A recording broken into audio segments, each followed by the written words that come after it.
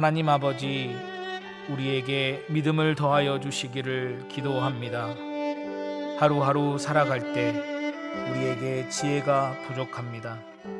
하나님의 은혜가 충만한 삶이 되도록 우리에게 지혜를 더하여 주시기를 기도합니다. 우리의 힘과 능력으로 살아갈 수 없사오니 오늘도 믿음 가지고 담대하게 살게 하옵소서. 예수님의 이름으로 기도합니다. 아멘.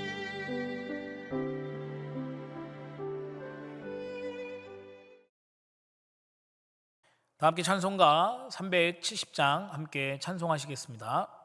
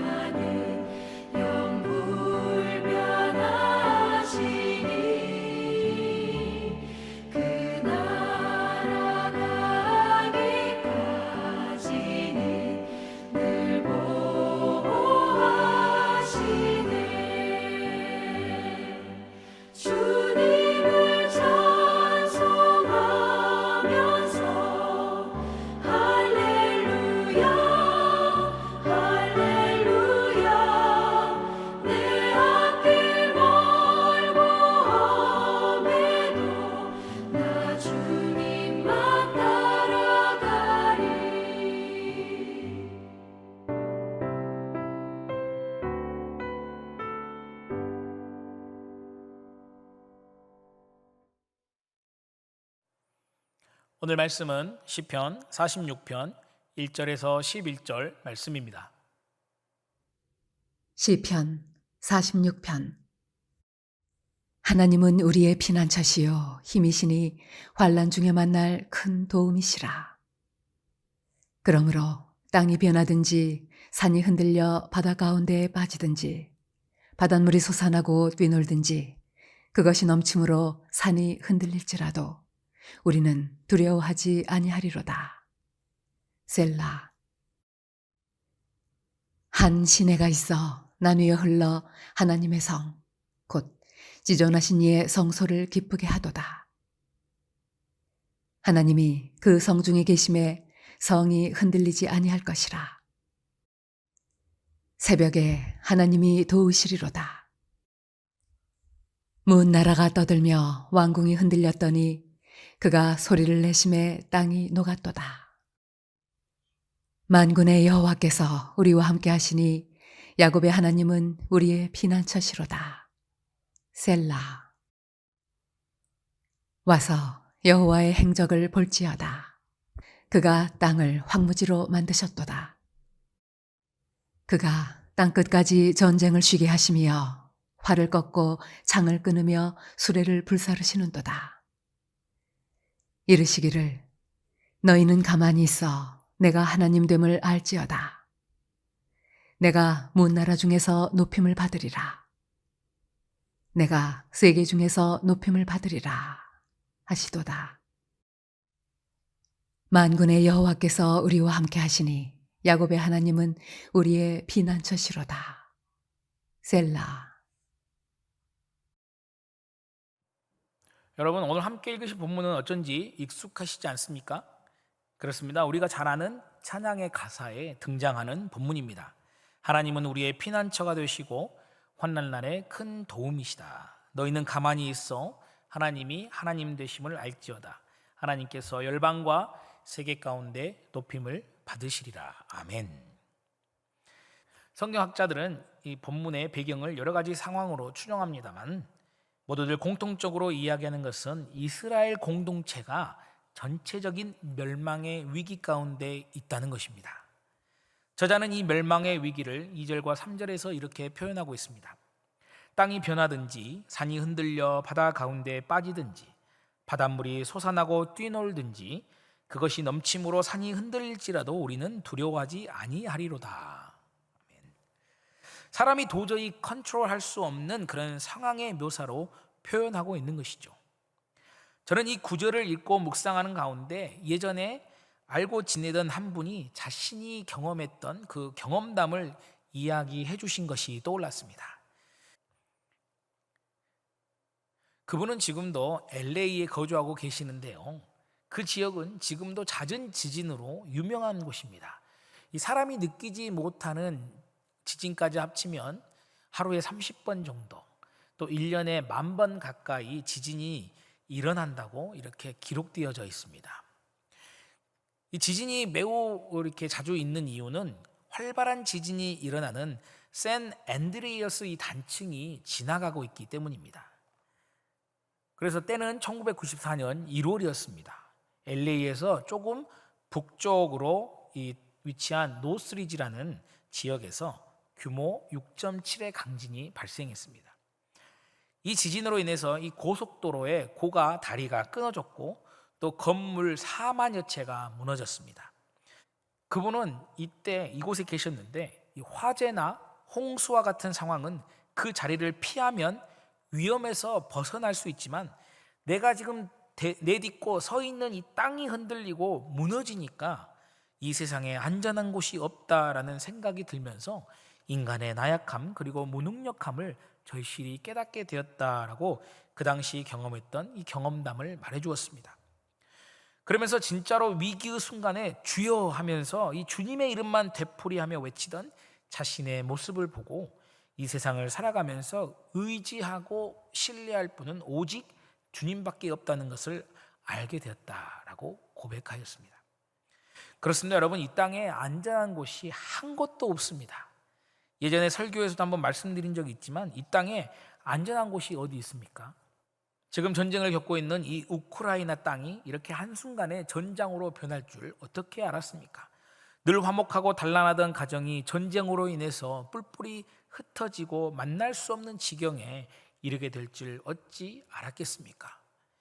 이스라엘 사막에서 음악 축제를 즐기던 초막절 행사를 즐기던 사람들이 한순간에 하마스에 의해서 포로가 될 줄을 어떻게 알았겠습니까? 자신의 삶의 터전에 미사일이 비오듯이 쏟아질 줄 어떻게 알았겠습니까? 세상은 변하고 전쟁의 소문은 늘어간다라는 이 찬양의 가사가 얼마나 우리가 사는 이 현실을 잘 반영하고 묘사하고 있는지 모릅니다. 이렇게 이 땅을 살아가는 우리에게는, 그리고 본문에 등장하고 있는 이스라엘 백성들에게는 사람의 힘으로는 어떻게 할 수 없는 불가항력적인 그런 환난과 고난이 많이 있다는 것입니다. 그런데 제가 어떤 특수한 이 환경을 예로 들면서 환난과 고난의 상황으로 지금 말씀드렸지만, 사실 우리의 삶은 날마다 환난과 고난의 연속이라는 것입니다. 날마다 우리의 삶을 위협하는 위험이 도처에 도사리고 있다는 것이 오늘 살아가는 우리 삶의 현실, 실체라는 것입니다. 가장 쉬운 예로 전 날마다 운전대를 잡으면서 이런 기도를 합니다. 내가 운전을 하고 목적지에 안전하게 도착하고 또 집을 나서면서 다시 집에 돌아올 때까지 무탈할 것이라는 것을 내가 스스로 보장할 수 없기 때문에 주님께서 지켜주시고 인도해 주시기를 바라는 그런 기도를 합니다. 그러면요, 그 기도가 저 자신으로만 끝나는 것이 아니라 저의 가족들, 또 저의 친구들, 또 우리 교구 식구들, 또 우리 서름 공동체의 식구들 모두의 안전을 위해서 잠시 기도하게 되는 것이죠. 구구절절하지 않아도 오늘 집을 나서 삶의 현장에서 살아가게 될 우리 모두의 안전을 주님께서 지켜주시기를 기도하게 되는 것입니다. 우리의 안전이 그냥 지켜지는 것이 아니라 오직 하나님의 인도하심과 보호하심 아래에서 지켜지는 것이라는 것을 알기에 그렇게 기도할 수밖에 없는 것이죠. 그런데요, 그렇게 기도하는 것은 사실 주님께서 우리 육신만을 지켜주시는 그런 피난처가 되시기 때문은 아닙니다. 주님이 우리의 피난처가 되신다는 이 말씀 안에는 우리를 그리스도의 사랑에서 끊을 수 있는 것이 아무것도 없다라는 주님의 근원적인 약속이 담겨져 있기 때문입니다. 로마서 8장 35절에서 바울이 이렇게 고백합니다. 누가 우리를 그리스도의 사랑에서 끊으리요? 환난이나 공고나 핍박이나 기근이나 적신이나 위험이나 칼이랴. 아멘. 바울은 늘 육신의 안녕에 위협이 도사리는 그런 삶을 살아왔습니다. 그의 삶을 전반적으로 보고 또 전체적으로 보면 고난과 환난의 연속이었습니다. 그는 고난과 이 환난의 자리에서 자신을 보호해달라는 기도를 하기보다는 오히려 자신을 그 자리로 내던지는 그런 삶을 살았습니다. 그는 가는 곳마다 그를 위협하는 세력이 있었죠. 그가 복음을 전할 때마다 그를 제거하려는 그런 음모가 항상 도처에 도사리고 있었습니다. 그러나 그는 자기 육신의 이 피난처의 힘을 뛰어넘어 영혼의 궁극적인 피난처가 되시는 바로 그 주님께 자신의 모든 것을 의뢰하고 맡기고 믿음으로 그 길을 걸어갔던 것입니다. 그래서 목숨의 위협이 있는 그런 상황에 처하면서도 계속 그는 그 길을 걸어갈 수 있었던 것입니다. 여러분, 목숨을 위협하는 길을 누가 가려고 하겠습니까? 우리는 이 바울의 삶을 이 성경의 글을 통해서 그리고 머릿속에 그려보는 상상으로 대하고 만나고 있기 때문에 바울이 직접 마주했던 고난과 이 환난을, 이 강도를 우리는 감히 상상하지 못합니다. 지금 성경을 통해서 바울은 위대한 전도자이며 선교사이다, 이방인 선교의 장을 연 순종의 사람이다 라는 평가를 받기 때문에 그의 삶이 위대하다라고 우리가 생각하는 것입니다. 그러나 실제적으로 그런 삶을 살아야 한다면 사실 저부터 그렇게 살 수 있을지 물음표가 찍어진다는 것이 솔직한 심정이라는 것이죠. 한두 번 시도해보고 그만두지 않았을까라는 그런 생각이 드는 것도 사실입니다. 바울은 육신을 지키시는 보호자가 되시며 피난처가 되시는 이 하나님의 개념을 훨씬 더 뛰어넘어 자신의 영혼에 성령으로 인을 치시고 너는 내 것이다 라고 선포하신 하나님의 신실하심을 피난처 삼고 있는 것입니다. 그래서 오늘 시편의 저자가 말씀하고 있는 우리의 피난처가 되시는 주님이라는 것은 육신의 안녕을 지키시는 피난처도 되시지만 그것을 뛰어넘어 우리 영혼의 궁극적인 피난처가 되시는 주님이시다라는 것을 근본적으로 선포하고 있는 말씀인 것입니다. 주님께서 우리의 피난처가 되심이 이 땅에 유한한 것으로만 끝나고 유한한 것으로만 의미한다면 주님은 무능력한 주님일 뿐입니다. 끝이 있는 이 땅의 삶만을 보호하시는 주님이라면 주님은 영원토록 세세무궁토록 영광 받으실 수 있는 분이 되실 수 없다는 것입니다. 그러나 우리 주님이 영원 세세토록 영광과 찬송을 받기에 마땅한 분이 되시는 것은 우리의 요새가 되시고 산성이 되시고 피할 바위가 되시고 피난처가 되시며 영원토록 변함없이 우리를 지키시고 보호하시고 더 영원한 소망이 있는 하나님 나라로 인도해 주시는 분이시기 때문입니다.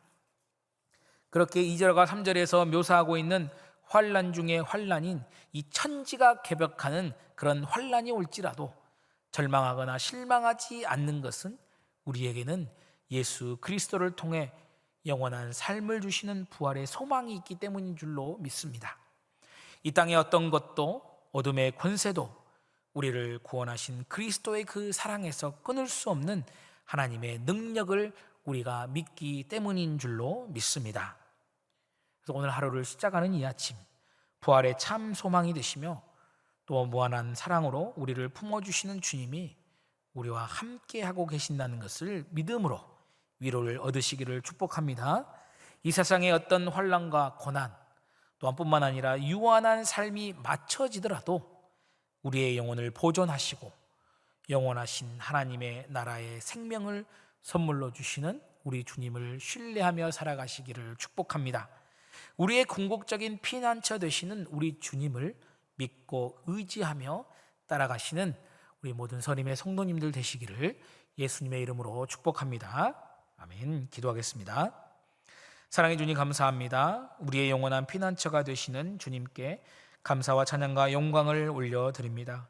우리는 한계가 있는 존재라서 이 땅의 삶에 더 눈이 가고 이 땅의 환경을 더 의식할 수밖에 없음을 고백합니다.